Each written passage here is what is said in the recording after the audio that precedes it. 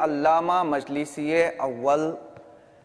دل میں یہ شوق رکھا کرتے تھے کہ زمانے کے امام کے ساتھ ملاقات کریں۔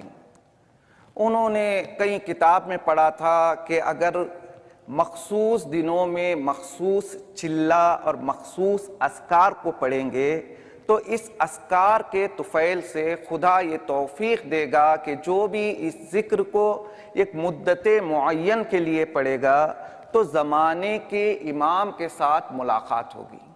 اب یہ کچھ دن چلے میں گزارتے ہیں، اذکار کو پڑھتے ہیں، اور آخری دن یہ کیا دیکھتے ہیں کہ امام سے ملاقات نہیں ہوئی ہے۔ اسی دوران انہیں اپنے پڑوس کے گھر سے ایک نور نظر آتا ہے، اور علامہ مجلسی اول اس نور کو دیکھ کر اس گھر کے طرف آگے بڑھتے ہیں۔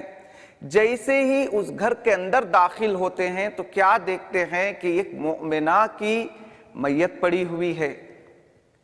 اور دوسری طرف ایک بزرگ بیٹھے ہوئے ہیں کہ جن کے چہرے سے نور نمایاں ہو رہا ہے۔ اب جیسے ہی علامہ مجلسی اول نے اس بزرگوار کو دیکھا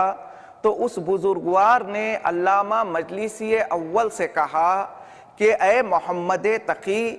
ہم سے ملنے کے لیے تمہیں اذکار کرنے کی ضرورت نہیں ہے، بس اس مرحومہ مومنہ جیسا کردار اپنا لو، تمہارا امام خود تم سے ملنے کے لیے تمہارے پاس آ جائے گا۔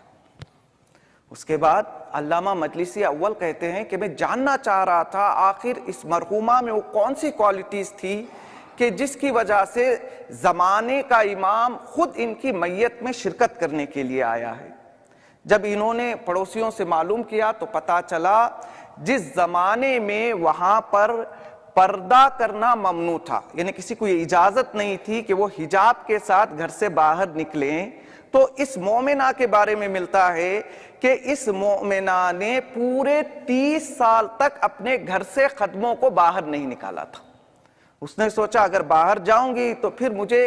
اپنے حجاب کو کھونا پڑے گا، لہٰذا اپنے حجاب کی حفاظت کی خاطر یہ خاتون 30 سال تک اپنے گھر کے اندر رہتی ہے۔ کردار اتنا بلند ہو جاتا ہے کہ جب وہ اس دنیا سے جاتی ہے تو وقت کا امام اس کی دیدار کے لیے آتا ہے۔